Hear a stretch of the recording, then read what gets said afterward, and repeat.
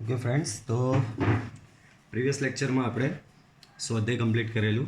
સ્વાધ્યાય 3.1 બરાબર. એમાં થોડા બેઝિક શ્રેણિકને રિલેટેડ દાખલા હતા. શ્રેણિકના બેઝિક, શ્રેણિક કઈ રીતે બને, શ્રેણિકોની સમાનતા પરથી અમુક ચલો શોધવાના દાખલા હતા. બરાબર. તો આ બધી વસ્તુ આપણે 3.1માં જોયેલું.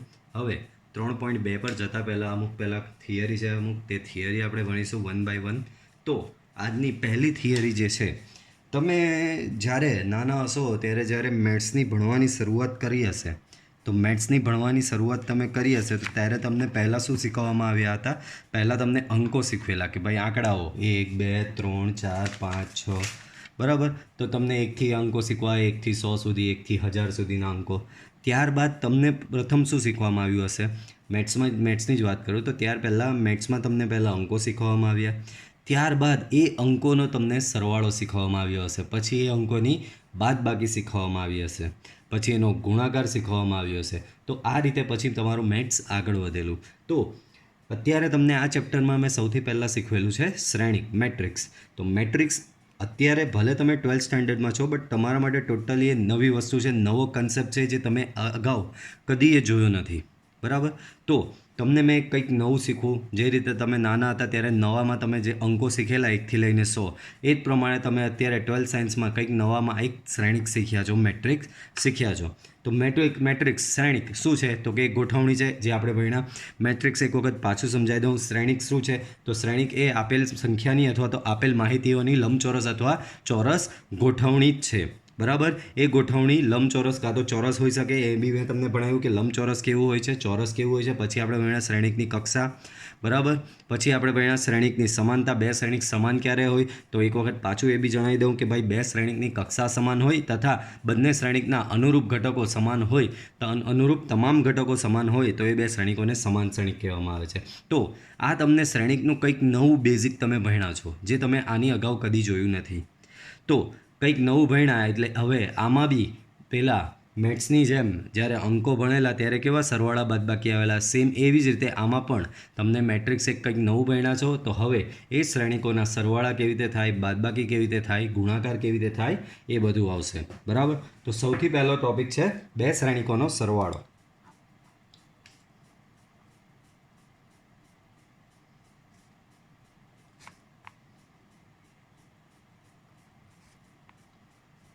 તો બે શ્રેણિકોનો સરવાળો. બરાબર. ચાલો, તો સૌથી પહેલાં હું કોઈક બે શ્રેણિક લઈ લઉં. ધારો કે મારી પાસે કોઈક એક શ્રેણિક એ, મેં તમને કીધેલું શ્રેણિકને કેપિટલ ABCD વડે દર્શાવાય છે. AIJ એટલે કે શ્રેણિકના ઘટકોને આ રીતે દર્શાવાય છે. ધારો કે એની કક્ષા છે M ક્રોસ N. અને બીજો શ્રેણિક હું લઈ લઉં છું BIJ.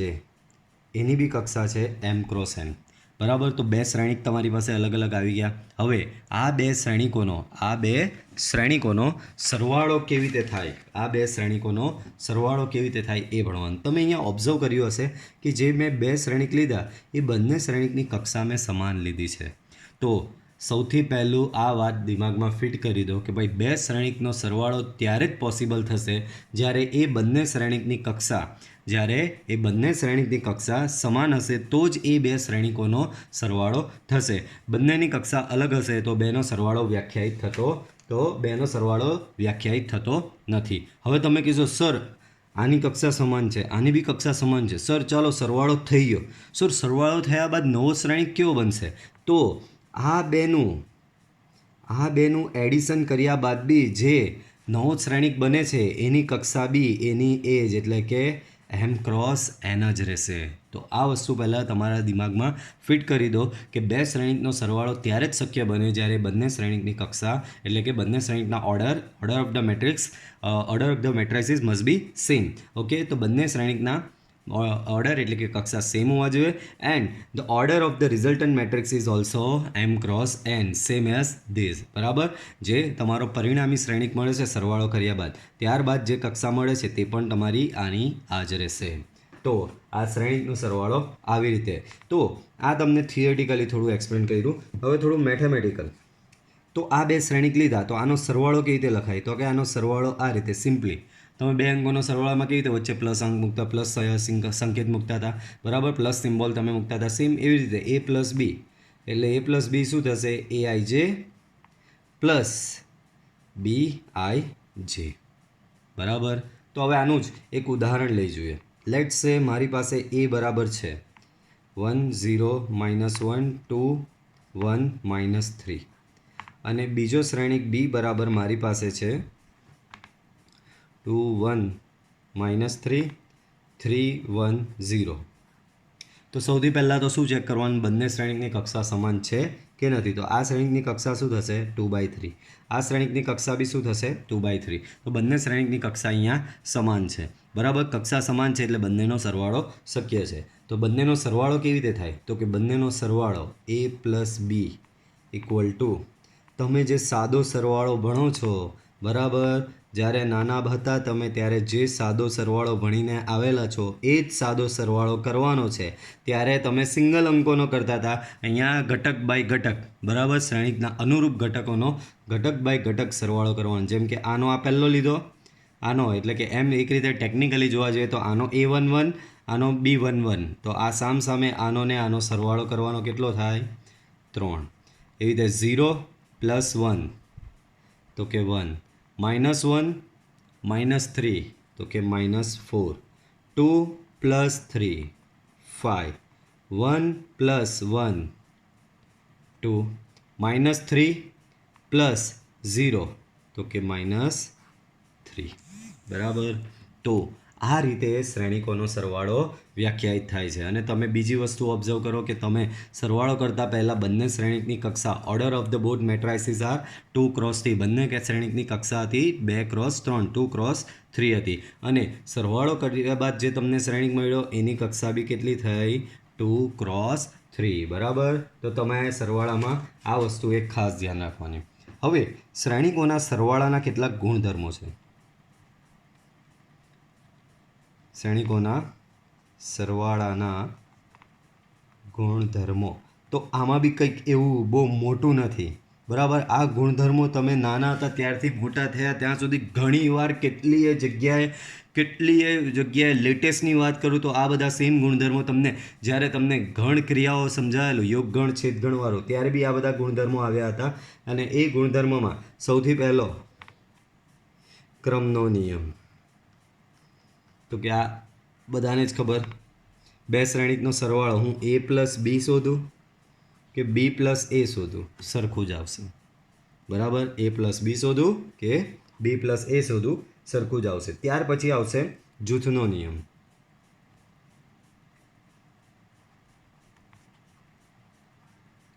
તો જૂથના નિયમમાં તો તમને યાદ હશે આવી રીતે, કૌંસમાં એક જૂથ હોય plus c, a plus b plus c that is equal to a plus b plus c, બરાબર. તો શ્રેણિકોના સરવાળા આ રીતે જૂથના નિયમનું બી પાલન કરે છે. પછી યાદ હોય તો તટસ્થ ઘટક એવું આવતું હતું. સરવાળા માટેનો તટસ્થ ઘટક તો તમને બધાને ખબર કે સરવાળા માટેનો તટસ્થ ઘટક, સરવાળા માટેનો પ્લસ માટેનો તટસ્થ ઘટક 0 થાય. કેમ પ્લસ માટેનો તટસ્થ ઘટક 0 છે? તો કે કોઈ પણ સંખ્યામાં 0 ઉમેરવામાં આવે તો એ સંખ્યા પાછી મળે, એટલે આપણે 0ને સરવાળા માટેનો તટસ્થ ઘટક કહીએ છીએ. તો સેમ એ જ પ્રમાણે શ્રેણિકો માટે બી તટસ્થ ઘટક મળશે, બરાબર. તો તટસ્થ ઘટક, તો આપણે એક લેક્ચર પહેલાં એક થિયરી ભણેલા હતા. થિયરીનું નામ હતું વિશિષ્ટ પ્રકારના શ્રેણિકો. એમાં આપણે જુદી જુદી ટાઈપના શ્રેણિકો જોયેલા. હાર શ્રેણિક, સ્તંભ શ્રેણિક, ચોરસ શ્રેણિક, વિકર્ણ શ્રેણિક, યાદ આવ્યું? શૂન્ય શ્રેણિક, અધિશ શ્રેણિક, બરાબર, એકમ શ્રેણિક. તો આવા શ્રેણિકોના જુદા જુદા પ્રકાર ભણેલા. એમાંનો એક પ્રકાર હતો શૂન્ય શ્રેણિક. શૂન્ય શ્રેણિકને આપણે કેપિટલ O વડે દર્શાવીએ છીએ. શૂન્ય શ્રેણિકની લાક્ષણિકતાઓ શું છે કે ભાઈ શૂન્ય શ્રેણિકમાં તમામ ઘટકો શૂન્ય જ હોય, બરાબર. શ્રેણિકના તમામ ઘટકો શૂન્ય જ હોય, બરાબર. તો મારી પાસે ધારો કે કોઈ શ્રેણિક A છે, આ પ્રકારનો કોઈ શ્રેણિક A છે, અને આ શ્રેણિકમાં હું શૂન્ય શ્રેણિક O ઉમેરું કે ભાઈ શૂન્ય શ્રેણિક Oમાં હું શ્રેણિક A ઉમેરું તો મને પાછો જવાબ તો પાછો એ જ મળશે. જેમ કે આમાં જ ઉદાહરણ લઈ લઈએ કે A બરાબર મારી પાસે છે 1 0 -1 2 1 -3 અને O ઇક્વલ ટુ ઓ એટલે શૂન્ય શ્રેણિક. શૂન્ય શ્રેણિક બરાબર સેમ આવું છે, બધા જ ઘટકો 0. તો હું આ બંનેનો સરવાળો લઈશ a પ્લસ 0, તો સામે સરવાળો કરીશ તો મને પાછું આનું આ જ મળશે. દેટ મીન્સ મને એ જ મળશે. તો શૂન્ય શ્રેણિક એ શ્રેણિકોના સરવાળા માટેનો તટસ્થ ઘટક છે. બરાબર, શૂન્ય શ્રેણિક એ શ્રેણિકોના સરવાળા માટેનો તટસ્થ ઘટક છે. યાદ રાખજો, શૂન્ય શ્રેણિકને આ રીતે ઓ વડે દર્શાવવામાં આવે છે. તો આ થઈ ગયું તટસ્થ ઘટક. તટસ્થ ઘટક આવે એટલે ત્યારબાદ તરત જ તટસ્થ ઘટક બાદ તરત જ આવશે તમારે વિરોધી ઘટક. બરાબર, તો એના પછી આપણે 3 ગુણધર્મ જોયેલા. ચોથો ગુણધર્મ છે વિરોધી શ્રેણિકનું અસ્તિત્વ.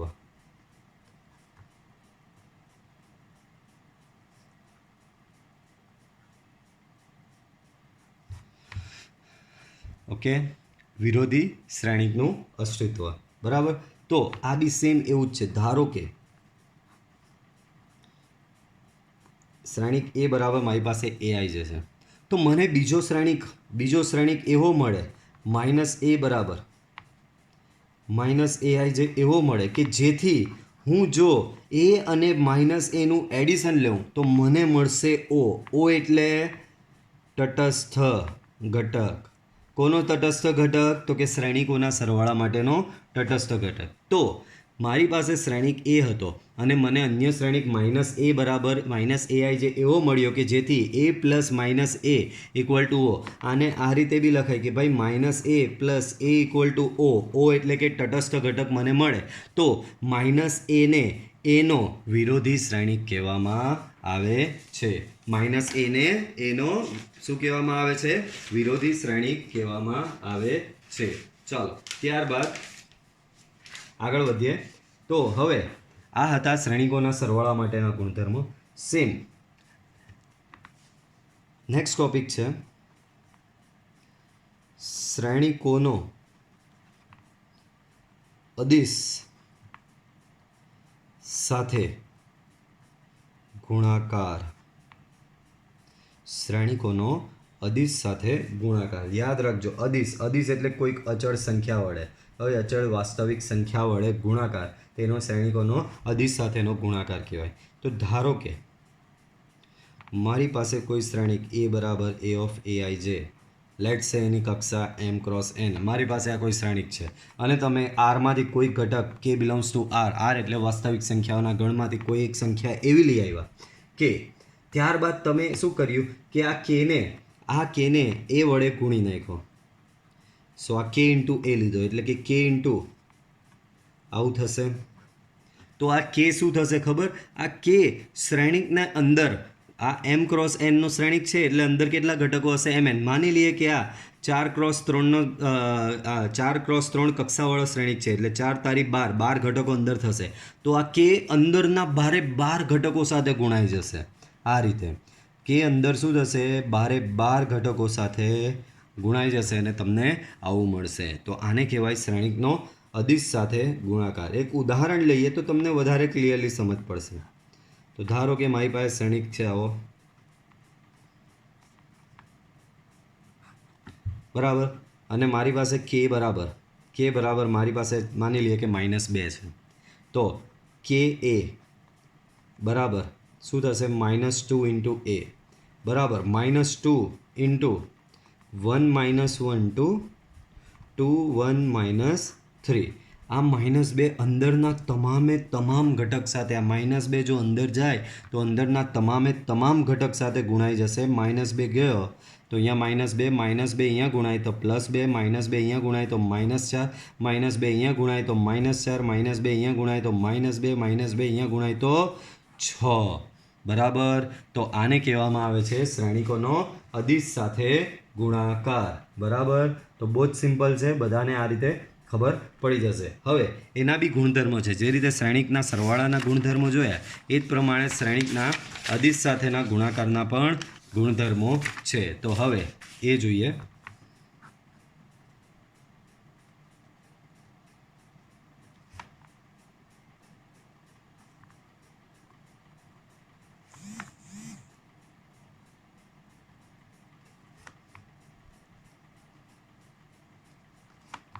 તો સૌથી પહેલાં તો હું ધારી લઉં મારી પાસે બે શ્રેણિક છે કોઈ એ બરાબર એ આઈ જે, એ બરાબર શું છે મારી પાસે એ આઈ જે, અને બી બરાબર ધારો કે એની કક્ષા લઈ જ લઈએ એમ ક્રોસ એન, અને બી બરાબર મારી પાસે છે બી આઈ જે.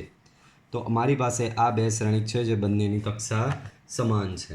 બરાબર. તો હવે અદિશ સાથેના ગુણાકાર એટલે શું કહેવા માંગે, તો એમાં પહેલો પોઈન્ટ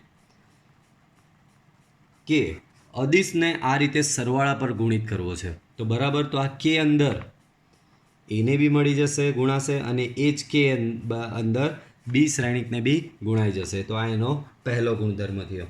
બરાબર. બીજો ગુણધર્મ, માની લઈએ કે મારી પાસે બે અદિશ છે આ રીતે કે અને એલ, અને એ બેનો સરવાળો શ્રેણિક સાથે ગુણાયેલો છે. તો કંઈ વાંધો નહીં, સેમ આવું કે ઇન્ટુ એ મળશે પ્લસ એલ ઇન્ટુ એ. ત્રીજો ગુણધર્મ જોઈએ તો ત્રીજો ગુણધર્મ કંઈક આ રીતે થશે, કે એલ ઓફ એ તમે આવું કરો કે પછી કે ઇન્ટુ એલ એ કરો કે પછી એલ ઇન્ટુ કે એ કરો, દરેકે દરેક વસ્તુ સમાન જ રહેશે. ત્યાર પછી છે ચોથો ગુણધર્મ. ચોથો ગુણધર્મ એમ કહે છે કે હું 1 ઇન્ટુ એ કરું તો મને એનો એ જ પાછો મળે. સિમ્પલ વસ્તુ છે, શ્રેણિકના દરેક ઘટકોને તમે 1 વડે ગુણશો તો એનો એ જ રહેવાનો છે. ત્યાર પછી પાંચમો ગુણધર્મ છે -1, એટલે કે તમે અચળ કે બરાબર -1 લઈ આવ્યા અને એને શ્રેણિક સાથે ગુણો તો એ -a બરાબર જ થશે. બરાબર. તો આ હતા શ્રેણિકના અદિશ ગુણાકાર સાથેના ગુણધર્મ. ત્યાર પછી બહુ જ અગત્યનો એક શ્રેણિક આવે છે. બરાબર. અને એ છે પરિવર્ત શ્રેણિક. એ છે પરિવર્ત શ્રેણિક. ઇંગ્લિશમાં એને કહેવાય છે ટ્રાન્સપોઝ. આ ઇંગ્લિશ બધું યાદ રાખવાનું છે તમારે. Transpose of matrix. Okay, transpose of matrix એને કહેવાય પરિવર્ત શ્રેણિક. બરાબર. તો પરિવર્ત શ્રેણિક કઈ રીતે બને? ધારો કે મારી શ્રેણિક એ ઓફ એ આઈ જે છે. બરાબર. તો મારી પાસે જે કોઈ બી શ્રેણિક હોય, ધારો કે એની કક્ષા એમ ક્રોસ એન છે, મારી પાસે જે કોઈ બી શ્રેણિક હોય, હું શ્રેણિકની તમામ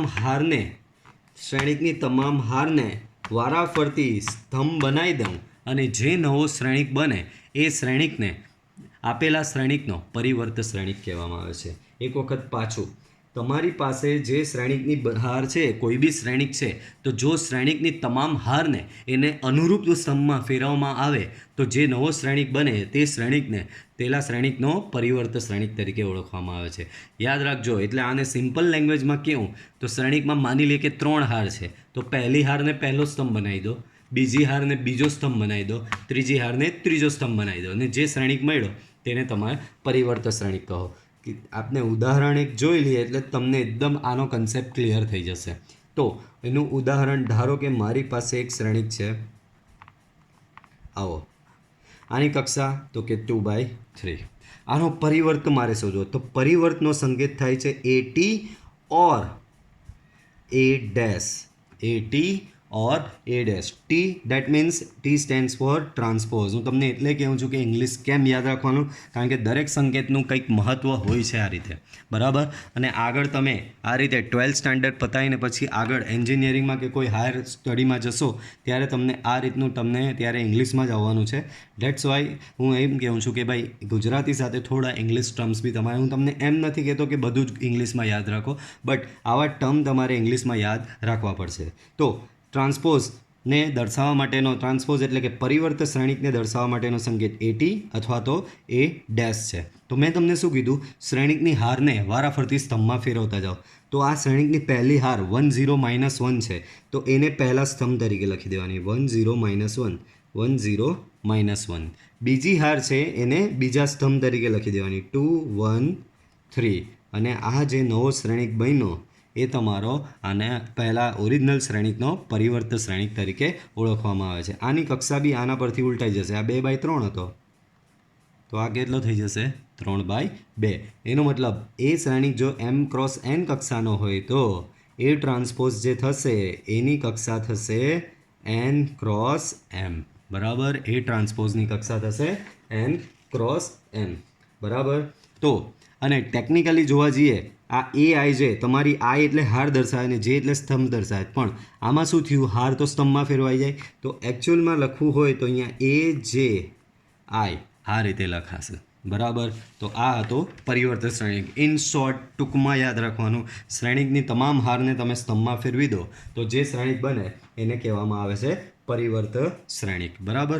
ત્યાર પછી એક બીજો જ બહુ અગત્યનો શ્રેણિક છે, એ છે સમમિત શ્રેણિક. ઇંગ્લિશમાં કહેવાય એને સિમેટ્રિક મેટ્રિક્સ. સમમિત શ્રેણિક ઇંગ્લિશમાં એને કહેવામાં આવે છે સિમેટ્રિક મેટ્રિક્સ, બરાબર. તો આ શ્રેણિક તમને થિયોરિટિકલી ભણાવો એ પહેલાં હું ડાયરેક્ટ એનું ઉદાહરણ આપીશ, બરાબર, કે ભાઈ આ શ્રેણિક કહેવાય કોને, કેવો હોવો જોઈએ, કેવો થશે. પહેલું તો સમમિત શ્રેણિક થવા માટે, સમમિત શ્રેણિક થવા માટે પહેલાં તો એ પોતે ચોરસ શ્રેણિક હોવો જોઈએ.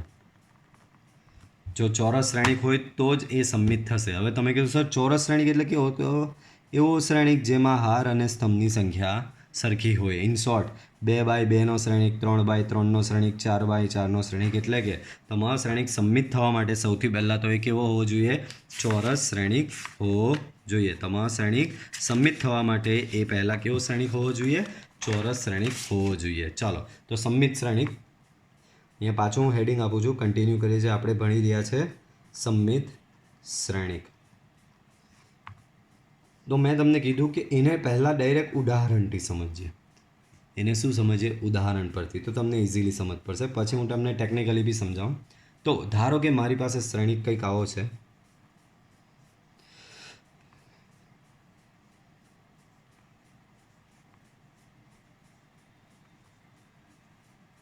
મારી પાસે આવો કોઈક શ્રેણિક છે, બરાબર. હવે આ શ્રેણિક સમમિત કેમ કહેવાય એ પહેલાં સમજી લો. તો જે શ્રેણિકમાં તમને યાદ હોય તો આને વિકર્ણ કહેવામાં આવે, અને વધારે ટેકનિકલી આને કેવું હોય, પહેલાં તો આ 3x3નો છે, એકવાર પાછું અનડુ ઓલ રિસેટ. તમારી પાસે શ્રેણિક છે, બરાબર. શ્રેણિકની કક્ષા શું છે, 3x3. એટલે આનો મતલબ શું થયો, પહેલાં તો આ કેવો શ્રેણિક છે, ચોરસ શ્રેણિક તો છે જ, બરાબર. કારણ કે શ્રેણિક સમમિત થવા માટે પહેલાં એ ચોરસ શ્રેણિક હોવો જરૂરી છે. તો તમારી પાસે આ ચોરસ શ્રેણિક છે. હવે આ શ્રેણિકમાં આ જે વસ્તુ છે, મેં જે હાઇલાઇટ કર્યું છે, એને કહેવામાં આવે છે શ્રેણિકનો વિકર્ણ. અને વધારે ડિટેલિંગથી કહેવું હોય તો આને કહેવામાં આવે એનો અગ્ર વિકર્ણ, બરાબર. ને આ જે હોય તેને કહેવામાં આવે પ્રતિવિકર્ણ. પ્રતિવિકર્ણ આપણે ધ્યાનમાં નથી લેવાનો, અગ્રવિકર્ણ. 1, -1 અને 3 આ એનો અગ્રવિકર્ણ છે. તો તમે અહીંયા ઓબ્ઝર્વ કરો શ્રેણિકમાં, તો વિકર્ણની આ વિકર્ણની ઉપરની બાજુના ઘટક અને વિકર્ણની નીચેની ઉપરની બાજુના ઘટક વિકર્ણની નીચેની બાજુના અનુરૂપ ઘટક સાથે સમાનતા ધરાવે છે. જેમ કે તમે જોઈ શકો છો, અહીંયા ઉપર અહીંયા 2 છે, આ 2, તો અહીંયા નીચે બી 2 છે. ઉપર અહીંયા 4, તો અહીંયા નીચે બી 4 છે. ઉપર અહીંયા 6, તો અહીંયા નીચે બી 6 છે. તો તમે સમમિત શ્રેણિકને ડાયરેક્ટ ઓળખવો હોય તો આ રીતે બી ઓળખી શકો કે ભાઈ વિકર્ણ કોઈ બી ચાલશે, પણ વિકર્ણની ઉપર અને નીચેના ઘટકો, અનુરૂપ ઘટકો જો સમાન હોય તો એ શ્રેણિકને કહેવામાં આવે છે સમમિત શ્રેણિક. એક વખત પાછું, સમમિત શ્રેણિક કોને કહેવામાં આવે, તો કે ભાઈ વિકર્ણ કોઈ બી હોય ચાલે, વિકર્ણ તમારો કોઈ બી હોય ચાલે, વિકર્ણની ઉપર અને નીચેના ઘટકો, વિકર્ણ કોઈ બી ચાલે, વિકર્ણની ઉપર અને નીચેના ઘટકો જો સમાન હોય તો એ શ્રેણિકને કહેવામાં આવે છે સમમિત શ્રેણિક. હવે ટેકનિકલી ભણીએ. તમારી પાસે ધારો કે કોઈ શ્રેણિક એ છે જેની કક્ષા n×n. n×n એટલે લીધી કારણ કે સમમિત થવા માટે પહેલાં તો એ ચોરસ હોવો જરૂરી છે, બરાબર. તો મારી પાસે કોઈ શ્રેણિક એ છે n×n. હા, એ પરથી હું એનો એ ટ્રાન્સપોઝ શોધું. ટ્રાન્સપોઝ હમણાં થોડી વાર પહેલાં જ ભણ્યા. ટ્રાન્સપોઝ એટલે શ્રેણિકની તમામ હારને સ્તંભમાં ફેરવવામાં આવે તો એને ટ્રાન્સપોઝ કહેવામાં આવે છે. તો મેં આનો ટ્રાન્સપોઝ શોધ્યો, AJI. બાર આને ઉલટાવીએ તો n×n ને ઉલટાવો તો n×n જ રહેવાનો છે. તો મારી પાસે ઓરિજિનલ શ્રેણિક એ હતો, ત્યારબાદ મેં એનો ટ્રાન્સપોઝ શોધ્યો, અને જો એ બરાબર એ ટ્રાન્સપોઝ આવે તો તમારો શ્રેણિક જે એ છે એને કહેવામાં આવે છે સમમિત શ્રેણિક, બરાબર. હું ઉપરનો શ્રેણિક એક વખત પાછો લખું છું અને બંને કન્સેપ્ટ એક વખત પાછા સમજાવું છું.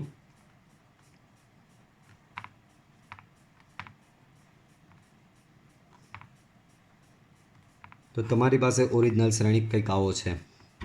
તમારી પાસે ઓરિજિનલ શ્રેણિક કંઈક આવો છે, બરાબર. આના પરથી મેં તમને ડાયરેક્ટ મેથડ કીધી તો કે વિકર્ણની અગ્ર વિકર્ણની ઉપરને નીચેના ઘટકો સમાન હોય, અગ્ર વિકર્ણની ઉપરના અને નીચેના ઘટકો સામસામે સમાન હોય તો એ ડાયરેક્ટ સમિટ, એવી રીતે ડાયરેક્ટ સમિટ ઓળખવાની મેથડ જ છે. ટેકનિકલી ચાલો આનો ટ્રાન્સપોઝ શોધીએ. તો આનો ટ્રાન્સપોઝ કેવી રીતે, એટલે કે આનો પરિવર્ત કેવી રીતે શોધાય, તો કે આની તમામ હારને સ્તંભમાં ફેરવીએ. તો 1 2 4, તો આનો સ્તંભ બનાવી દઈએ. તો અહીંયા 1 2 4, પહેલી હારને પહેલો સ્તંભ બનાવો, બીજી હારને બીજો સ્તંભ 2 -1 6, તો એને બીજો સ્તંભ બનાવો 2 -1 6, બરાબર. ત્રીજી હારને ત્રીજો સ્તંભ બનાવો 4 6 3. તો તમે ધ્યાનથી બંનેને ઓબ્ઝર્વ કરો તો એનો એ જ બન્યો, બંને શ્રેણિક સમાન જ છે. બંને શ્રેણિક શું થયા, સમાન જ થયા.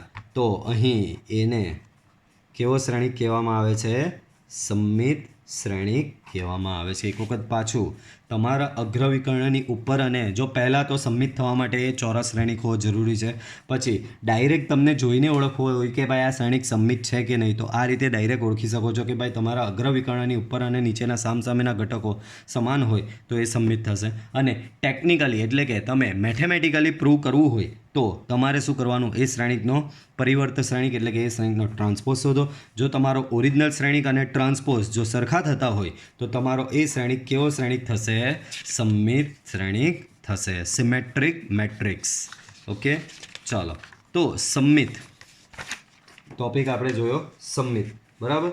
સમમિતમાં એ વસ્તુ, બીજી એક વસ્તુ ચાલો સમમિતમાં સમજી જ લઈએ.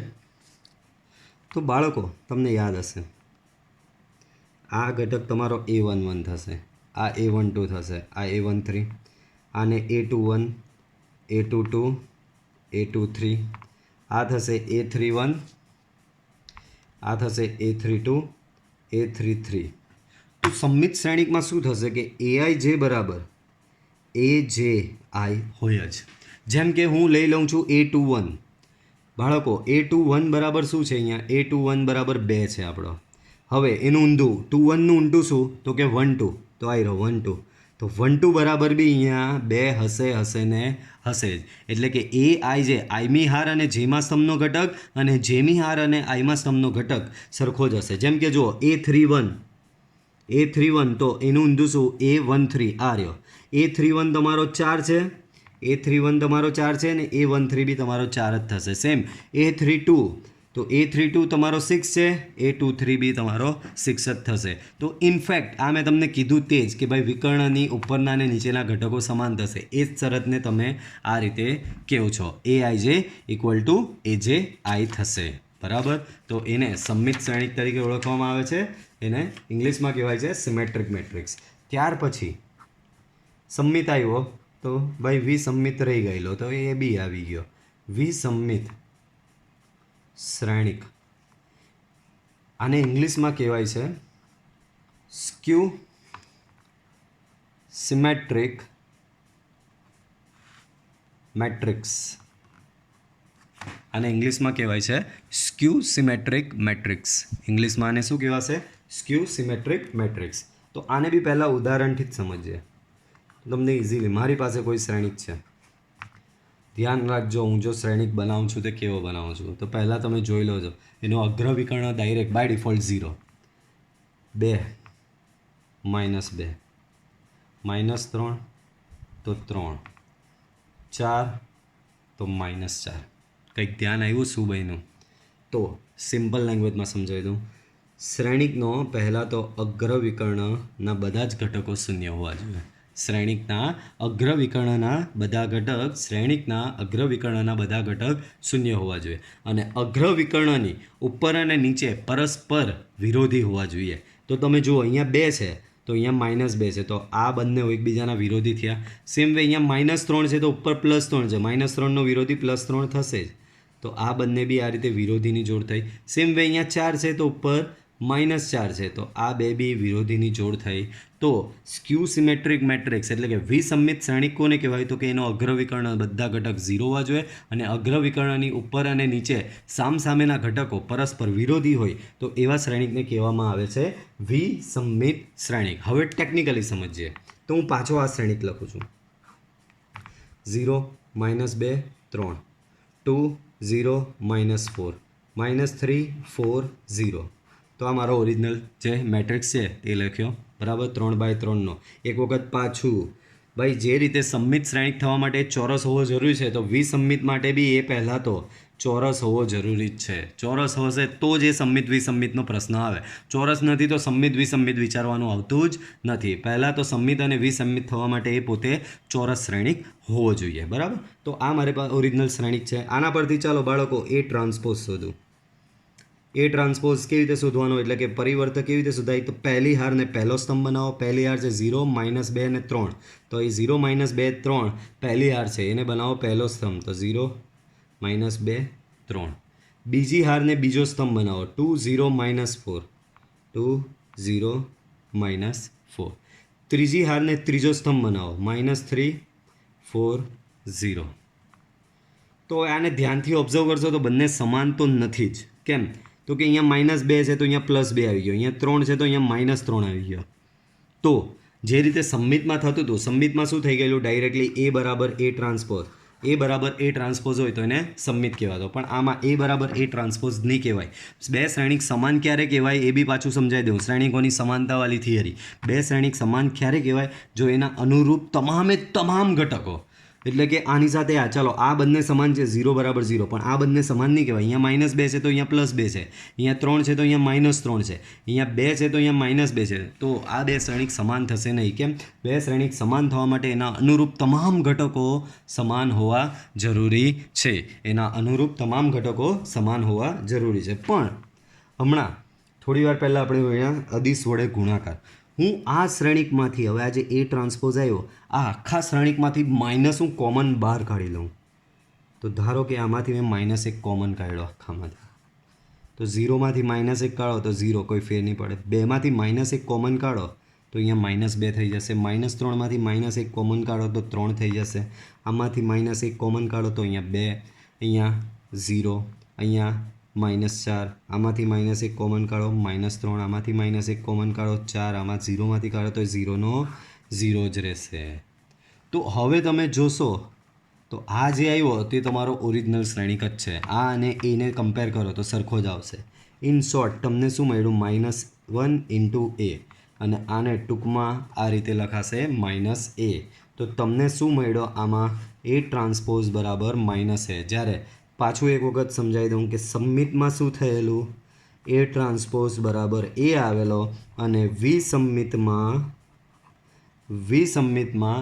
એ ટ્રાન્સપોઝ બરાબર આવશે -a. અને બીજું, વિસમમિતમાં હંમેશા યાદ રાખો, અગ્ર વિકર્ણ પરના તમામે તમામ ઘટકો શૂન્ય જ હોવા જોઈએ, બરાબર, તો જ એ વિસમમિત થશે, બરાબર. તો સમમિત અને વિસમમિત આઈ હોપ બધાને સમજ પડી ગઈ હશે, બરાબર.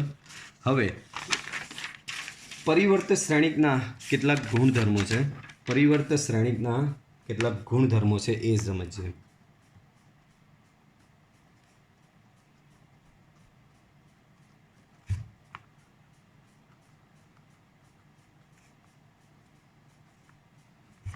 બરાબર, પરિવર્ત શ્રેણિકના કેટલાક ગુણધર્મો. તો પહેલો ગુણધર્મ, a + b આખાનો ટ્રાન્સપોઝ બરાબર થશે એનો ટ્રાન્સપોઝ પ્લસ બીનો ટ્રાન્સપોઝ. આ ટ્રાન્સપોઝ અંદર બંનેને લાગી જાય. બીજો ગુણધર્મ, એ ટ્રાન્સપોઝ નો ટ્રાન્સપોઝ. યાદ કરો આપણે પૂરક ગણ ભણેલા, ગણ ક્રિયા. એ ડેશનો ડેશ બરાબર એ જ થતો હતો, તે સેમ વે એ ટ્રાન્સપોઝનો ટ્રાન્સપોઝ બી એ જ થશે. અરે ભાઈ સિમ્પલ વસ્તુ છે. તમારી પાસે એક શ્રેણિક છે, એ શ્રેણિકની તમામ હારને સ્તંભમાં ફેરવીને તમે આવી રીતે કર્યો. હવે પાછો એનો ટ્રાન્સપોઝ કરો એટલે પાછી આ હારને ફેરવીને પાછો એને એમ કરશો તો ઓરિજિનલ જે હતો એવો જ આવી જશે, બરાબર. તો એ ટ્રાન્સપોઝનો ટ્રાન્સપોઝ થશે એ. ત્રીજો ગુણધર્મ છે અચળ k × a હોલ ટ્રાન્સપોઝ બરાબર k × a ટ્રાન્સપોઝ. તો આ પરિવર્ત શ્રેણિકના આ રીતના ગુણધર્મો થશે, બરાબર. બીજી એક વસ્તુ તમને સમજાવી દઉં. જો આ બે પોઈન્ટ બહુ જ અગત્યના. માની લઈએ કે એ કોઈક ચોરસ શ્રેણિક છે, એ ચોરસ શ્રેણિક છે, બરાબર. ધારો કે એની કક્ષા છે n × n. એ કેવો છે? ચોરસ શ્રેણિક છે, એની કક્ષા છે n × n, બરાબર.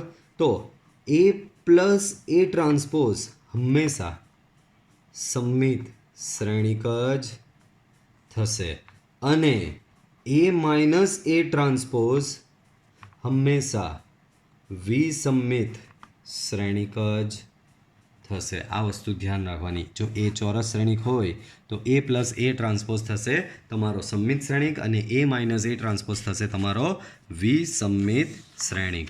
ઓકે, તો આજે આપણે આટલું રાખીએ. બરાબર, ટિલ ધેન ગુડ બાય. હવે આગળની જે થિયરી છે તે આપણે નેક્સ્ટ વિડીયોમાં જોઈશું. Okay, thank you.